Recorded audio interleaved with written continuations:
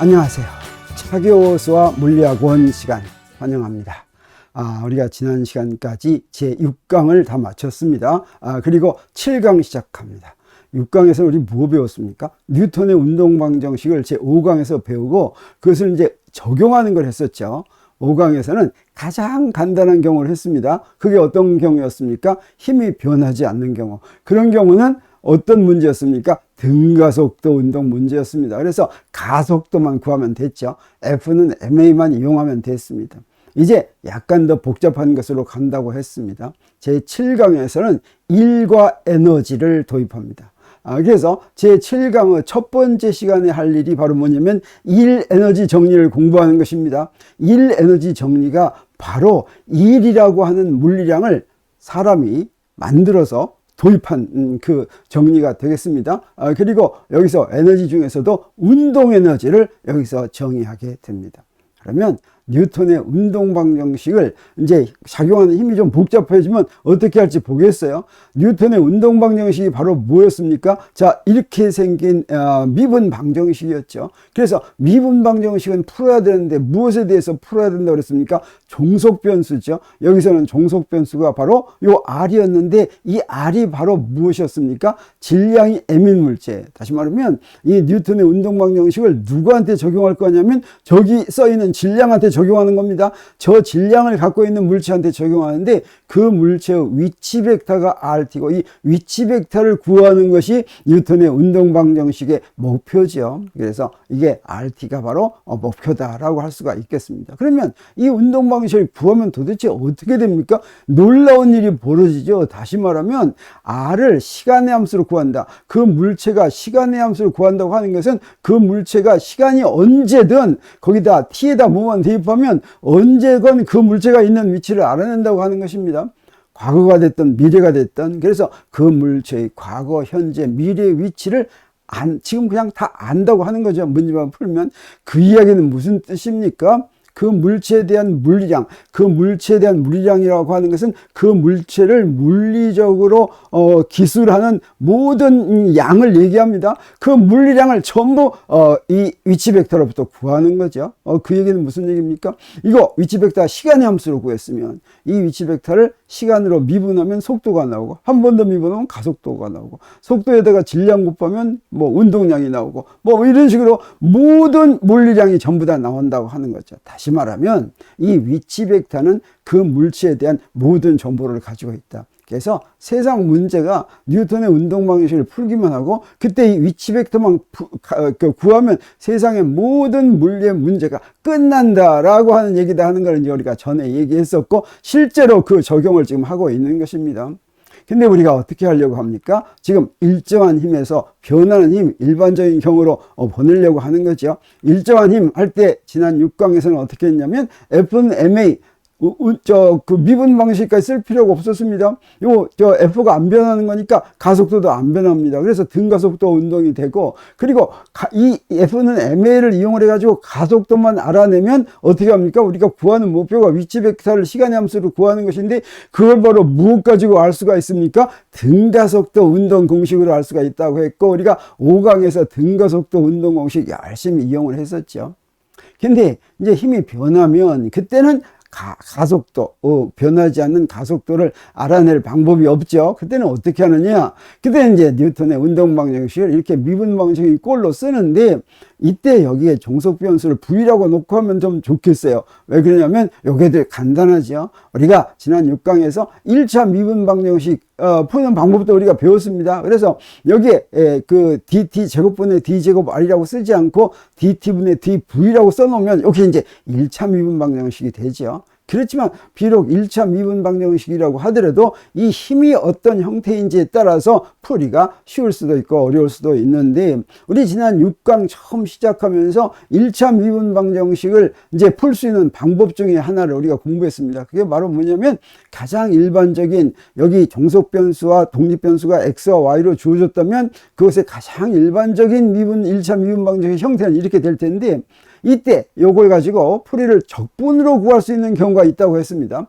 어떨 때 적분으로 구할 수 있다고 했냐면, 자, 적분으로 구하기 위해서는 dx분의 dy가 바로 두 미분 사이의 b니까 dx를 양변에 곱할 수도 있죠. 그래서 이렇게 양변을 곱해 놓고 나서 요걸 이제 이렇게 양변을 적분하면 되는데, 이렇게 양변을 적분할 때 적분을 할 수 있는 경우가 있고 할 수 없는 경우가 있다고 그랬죠. 그래서 할 수 있는지, 다시 말하면 적분 가능 형태인지를 확인해 봐야 되는데, 그거 어떻게 확인한다고 그랬습니까? 확인하는 거 어렵지가 않았습니다. 자, 이렇게 있는 걸 어떤 형태로 써놓냐면, 이런 식으로 바꿔 써놓을 수가 있다면, 이렇게 쓸 수가 있다면, 여기서 F1, F2는 x에 대한 적분의 p적분 함수가 f1x고 dy에 대한 p적분 함수가 f2y가 되는 것입니다. 다시 말하면 이런 형태로 되면은 적분으로 풀 수가 있는데, 이 형태의 특징이 무엇입니까? 좌변은 여기서 적분 변수가 x면 거기에 p적분 함수는 오직 x만의 함수고, 우변은 적분 변수가 y면 어떻습니까? 여기에 p적분 함수가 오직 적분 변수 y만의 함수라면, 그러면 우리가 1차 미분 방정식을 적분으로 항상 풀 수가 있다라고 하는 걸 우리가 지난 6강에서 공부했었죠. 그러면 우리 미분 방정식을 일단 1차원 미분 방정식을 보겠습니다. 3차원 미분 방정식 좀 복잡하니까. 그래서 1차원 미분 방정식을 이렇게 딱 쓰겠습니다. 1차원 미분 방정식을 fx는 m dt분의 dv라고 써놓고서 아까 한 것처럼 이게 적분으로, 이게 1차 미분 방정식이니까 적분으로 풀 수 있는 형태인지 보기 위해서 우리가 처음엔 어떻게 한다고 그랬습니까?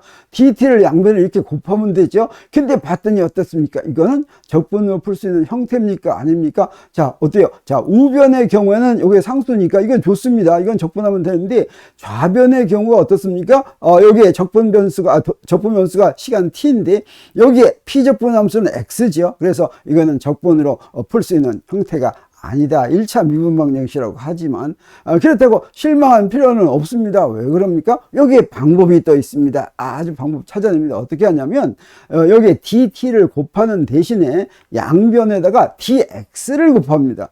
dx를 곱하면, 이거 dx 곱해도 좋지요. dx 곱하면 어떤 식이 되냐면, 자, 이런 식이 되겠어요. 그런데 우리 미분이라고 하는 건 어때요? 요거 미분은 그냥 요 dt분의 dv는 요게 v를 t로 도함수를 구하라는 것도 되지만, dt라는 미분과 dv라는 미분의 b니까 요거 이렇게 이동시켜도 되겠죠? 요걸 여기 있는 걸 이렇게 이동시킵니다. 그러면 이쪽으로 이동시키면 dt분의 dx가 바로 뭐가 됩니까? v가 되죠. 그래서 요건 뭐가 됩니까? mv dv 이렇게 되는데, 이때 봤더니 저기에 있는 좌변은 p적분 함수가 x고 여기에 있는 우변은 p적분 함수가 v가 이제 어떻습니까? 적분으로 풀 수 있는 형태가 됐다고 하는 거죠. 그래서 이렇게 쓰면, 자, 그래서 좌변 적분하고 우변 적분하는데, 이때 등식이 성립하려면 어떻게 해야 된다고 그랬어요? 이것도 우리가 6강에서 배운 거죠. 자, 이 두 개 양쪽을 등식을 성립하게 하려면 적분 구간 사이에 뭔가 관계가 있어야 되죠. 그래서 x에 대한 적분의 아래 구간을 x0라고 한다면 이건 처음 시간의 위치가 되겠습니다.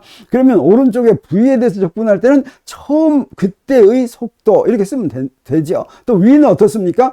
같은 시간에서 어떤 시간에 위치가 x라고 하면 그 시간의 속도가 v다라고 하면 우리 이거 적분으로 풀 수 있는 게 되고, 이제 풀어보면 되겠습니다. 그래서 이걸 어떻게 했습니까? 이걸 이렇게 적분으로 이렇게 풀었습니다. 그러면 좌변은 뭐가 되느냐? 이때 새로운 물량을 여기서 도입하게 되는 것입니다. 이 좌변 이렇게 적분한 거 fx를 x0에서부터 x까지 적분한 요걸 뭐라고 부르냐면, 물체가 x0에서 x까지 이동하면서 물체에 작용한 합력이 물체한 1이라고 정의를 하는 것입니다. 이때 1을 설계합니다. 1이 바로 어떻게 설계되었어요? 힘에다가 여기 dx 곱해서 움직인 거리죠. 요 곱해서 다 더한 거, 이게 적분이죠. 이것을 이제 1이라고 정의한다고 하는 거죠. 지금 이건 1차원 문제만 다루기 때문에 요건 어떻습니까? x축 상에서, 경로가 x축 상이죠. 여기서 물체를 이렇게 힘을 가하고 움직여 줄 것 같으면 그때 fx를 x로 이렇게 쭉 적분한 거, 이건 바로 뭐가 되겠습니까? fx에다 dx를 곱해서 다 더한 게 되죠. 이것을 1이라고 정의한다. 1이라고 하는 물리량을 여기서 바로 정의하는데, 1이라고 하는 물리량을 왜 정의합니까? 뉴턴의 운동방정식을 푸는데 편리하게 하려고 정의한다라고 생각할 수가 있겠습니다. 그리고 이제 우변을 또 적분합니다. 그러면 우변 적분하면 이때는 여기서는 fx가 어떤 형태인지 모르니까 적분꼴을 그대로 놔두지만 우변의 경우는 mv, dv니까 우리 적분할 수가 있죠. 그래서 v를 v를 적분하면 2분의 v제곱이니까 요거 v0에서부터 v까지 적분하면 2분의 1 mv제곱 빼기 2분의 1 mv0제곱 이러는데 여기서 2분의 1 mv제곱이라는 요 이상한 양을 또 새로운 물리량으로 정의합니다. 왜 그럽니까? 그러면 뉴턴의 운동방정식의 풀이를 이해하기가 쉽기 때문입니다. 그걸 뭐라고 넣냐면 K라고 넣습니다. 왜 K라고 넣냐면 운동에너지라는 이름을 붙여줬기 때문이고 K는 카이네틱 에너지의 K를 딴 거죠. 이렇게 2분의 1 mv 제곱이라는 운동 에너지를 여기 처음으로 도입했고, 운동 에너지 앞에 항상 2분의 1이 이렇게 붙는데 이거 왜 붙을까 좀 궁금할 때도 있었죠. 바로 뉴턴의 운동 방정식을 한번 적분하면서 도입했기 때문에 2분의 1이 붙었다라고 하는 거 우리가 알 수가 있는데, 자, 이렇게 하니까 어떻습니까? 지금 1차원에서만 하니까 좀 뭐가 좀 깨림직하죠. 우리 3차원에서도 한번 해봐야 되겠습니다. 자, 3차원에서 할 때는 우리가 무엇이 필요하냐면 두 벡터의 스칼라 곱의 미분이 필요합니다. 자, 여기서 V도 DV가 VDV하고 같다고 하는 것을 이용을 해야지 되는데, 요거 이제 우리가 증명하려고 합니다. V도 DV라는 말은 뭐냐면 V는 벡터 V입니다. 그리고 DV는 요거 V의 미분이죠. 두 개가 벡터니까 스칼라 곱하죠. 이건 무엇과 같으냐면 요 V는 V의 크기입니다. 그리고 DV는 크기의 미분이 되겠어요. 그래서 벡터 V의 V하고 그 다음에 벡터 DV하고의 스칼라 곱은 VDV하고 같다라고 하는 걸 우리가 이용하려고 합니다. 자, 그건 어렵지가 않습니다. 왜냐면, 자, V도 V 하면 그게 바로 뭐가 됩니까? 우리 앞에서 벡터 할 때 배웠죠? 같은 벡터를 스칼라 곱하면, 스칼라 곱한 게 그 벡터의 크기 곱하기 코사인 세타인데, 세타가 0도니까 그게 바로 크기의 제곱이 되죠? 그래서 V도 V는 그 크기의 제곱이 되는 거 우리가 알 수가 있는데, 그래서 V도 V하고 V제곱은 같은 거죠. 이 양변을 미분을 하겠습니다. 그러면 우리 좌변을 미분하면 어떻게 됩니까? 자, V도 V를 미분할 것 같으면 우리 앞에서 미분하는 거 배웠습니다. 두 개 곱한 거니까 앞에 건 미분하고 뒤에 건 그대로 쓰고, 그 다음에 뒤에 거 미분하고 앞에 건 그대로 쓰죠. 근데 스칼라 곱은 이거 바꿔도 좋으니까 이게 뭐하고 똑같아요? 이 V도 V하고 똑같죠.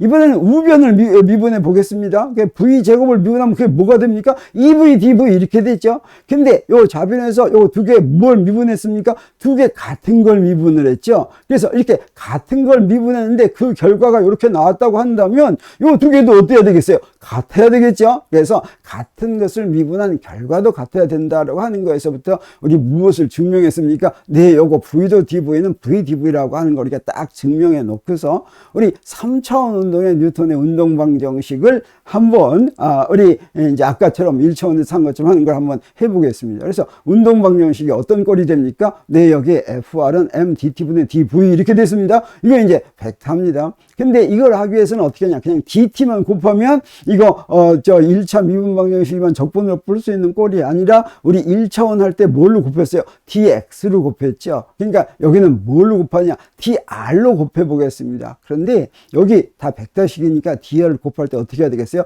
스칼라 곱 해야 되겠죠. 그래서 여기에 좌변도 DR로 스칼라 곱하고 우변도 DR로 스칼라 곱 했는데, 이때 여기서 DT를 어떻게 할 수가 있겠어요? 요거 움직여도 되겠습니다. 어디로 움직입니까? DR 밑으로 이렇게 움직였어요. 그러면 DT분의 DR이 이게 바로 뭐가 됐어요? 그게 바로 V죠. 그래서 이게 MV도 DV가 되는데, MV도 DV는 아까 뭐라는 걸 증명해냈습니까? 이게 바로 VDV라고 하는 걸 증명했습니다. 그래서 이 식이 어떻게 됐습니까? F도 DR은 MV, DV 이렇게 됐죠. 그리고 가만 보니까 이건 어떻습니까? 이미 적분이 가능한 형태가 됐습니다. 그래서 이렇게 양변을 적분하면 되겠다. 그리고 여기에 아래에 있는 적분 구간하고 위에 있는 적분 구간이 이렇게 서로 연결된다라고 하면 등식이 아주 잘 성립하는 걸 우리가 알 수가 있습니다. 자, 이렇게 해서 문제가 이제 적분을 해서 문제를 풀면 여기서 우리한테 무엇을 알려주냐면 뉴턴의 운동 방정식 이게 있는데 우리 앞에서 뭐 했습니까? 요거 한번 적분을 했습니다. 이거 한번 적분한 다음에 요거 좌변에 있는 걸 뭐라고 정의합니까? 아까 요거하고 똑같은 걸 1차원에서 요걸 2라고 정의했는데 요거 3차원에서 2라고 정의합니다. 3차원에서 2라고 정의하려면 어떻게 해야 됩니까? 그 경로가 있겠죠. 이 경로를 따라서 적분합니다. 그랬을 때 그래서 이걸 선적분이라고 그러고 우리가 5장에서 선적분 배웠죠.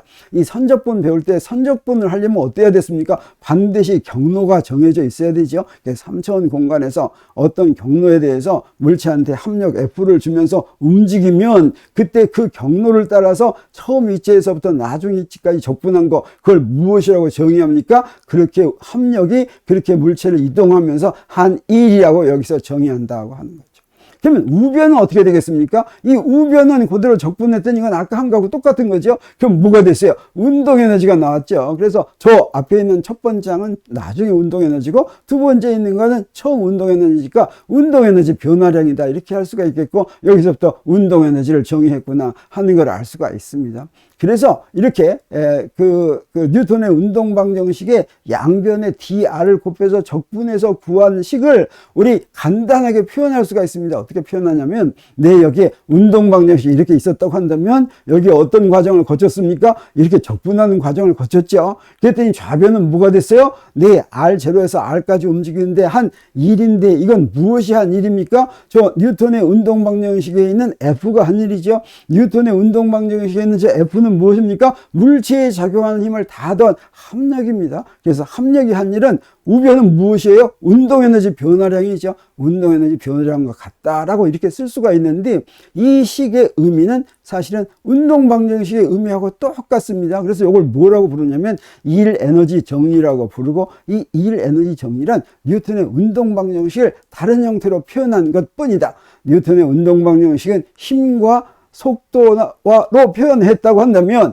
일 에너지 정리는 일과 운동 에너지라고 하는 새로 정의한 양으로 이렇게 딱 정의를 했습니다. 그랬더니 우리 뭐라고 할 수가 있습니까? 이 일 에너지를 말로 한다면 물체에 작용하는 합력이 물체한 일은 물체의 운동 에너지 변화량과 같다. 그래서 합력이 0보다 크면 운동 에너지가 그만큼 증가하고, 합력이 0보다 작으면 운동 에너지가 그만큼 감소한다 라고 하는 것이죠. 그래서 아까 강조한 것처럼 일 에너지 정리가 어떻다고 그랬습니까? 뉴턴의 운동방정식과 똑같은 내용이라고 했죠. 그리고 일 에너지 정리는 우리 그냥 뉴턴의 운동방정식 F는 ma 이렇게 썼을 때는 일정한 힘 작용할 때 적용하는 게 편했지만, 일 에너지 정리는 힘이 변하더라도 작용하는데 아주 편리하게 이용될 수가 있고, 일 에너지 정리는 우리 무엇을 알려주냐면 합력이 한 일은 반드시 운동 에너지로 바뀌어야 된다라고 하는 걸 우리가 알려줍니다. 그래서 여기 운동 에너지만 먼저 이렇게 정의를 해놨는데, 도대체 에너지가 무엇인가 하는 거 우리가